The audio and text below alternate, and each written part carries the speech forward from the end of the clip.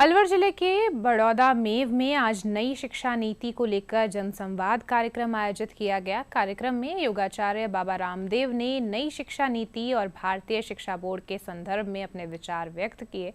बाबा रामदेव ने कहा कि केंद्र सरकार ने वैदिक शिक्षा और आधुनिक शिक्षा के समावेश के साथ नया पाठ्यक्रम तैयार कर देश में भारतीय शिक्षा बोर्ड का गठन किया है।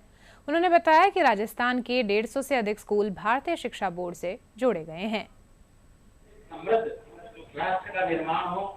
ये जितनी बढ़िया किताब भारतीय शिक्षा बोर्ड की है, वैसे किताब दुनिया में किसी बोर्ड की नहीं।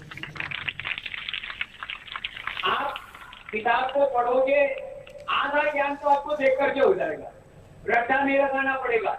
उसके फ्रंट पेज से लेकर के, उसके बैक पेज से लेकर के, उसके कवर पेज से लेकर के एक एक पेज पर जो लिखा है, तो किताब बहुत अच्छी वो मानी जाती है जिससे कि बच्चे को किताब देख करके ज्ञान हो जाए।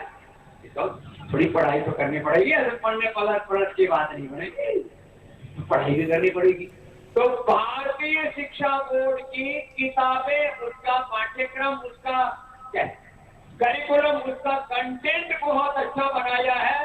इसके लिए हमारे बोर्ड के चेयरमैन एनपी सिंह साहब का एक बार बहुत बहुत धन्यवाद। भारतीय शिक्षा बोर्ड एक सेंट्रल बोर्ड है। जिस तरह से सीबीएसई, आईसीएसई जो बोर्ड है, उन्हीं के समकक्ष ये बोर्ड है, भारत सरकार से मान्यता प्राप्त है। इसके द्वारा जो भी संबद्धता दी जाएगी, उसका पूरा क्षेत्र पूरा भारतवर्ष है। भारत का कोई भी राज्य का स्कूल इनसे संबद्धता ले सकते हैं। संबद्धता के अपने मापदंड है। अभी भी हमारे यहाँ राजस्थान से लगभग 252 स्कूलों ने संबद्धता हासिल करी है। उन्होंने सभी भारतीय शिक्षा बोर्ड के मापदंडों को पूरा करते हुए की है। सारे जो हमारे भारत के अंदर भाषा बोली जाती है, उन सब का समावेश है। उसकी बुकों को पढ़ने के बाद बच्चा चेन्नई जाएगा तो चेन्नई की भाषा समझ लेगा, कर्नाटक जाएगा तो कर्नाटक की भाषा समझ लेगा। ऐसा सब भाषाओं का मिश्रण है। एक एक चैप्टर ऐसे दिए जिससे बच्चे को ज्ञान हो जाएगा। बच्चे को ये नहीं आएगी। आज की कंडीशन हमारे यहाँ है, अगर राजस्थान का आदमी जब मद्रास जाता है तो उसको वहाँ बोली भाषा समझ नहीं आती, कर्नाटक भाषा समझ। हमने ये चीज देखा तो भारतीय शिक्षा बोर्ड की जो पुस्तक है उनमें ये चीजों का समावेश है। दूसरी बात, जो हमारी बुकों में पहले कमी दिखाई गई थी वो भी दूर करी गई है। जिस प्रकार महाराणा प्रताप बहुत तेज अश्वत्थ दिखाए, पहले छोटा सा चैप्टर दिखाया जाता था। अकबर महान है और महाराणा प्रताप को नहीं दिखाया जाता था। ऐसी पुस्तकें हमने उसमें पढ़ी जिससे हमारे राजस्थान का गौरव दिखा, हमें उसमें अच्छी महसूस हुआ। तो हमने फिर हमारी संस्था को वहीं से जोड़ दिया।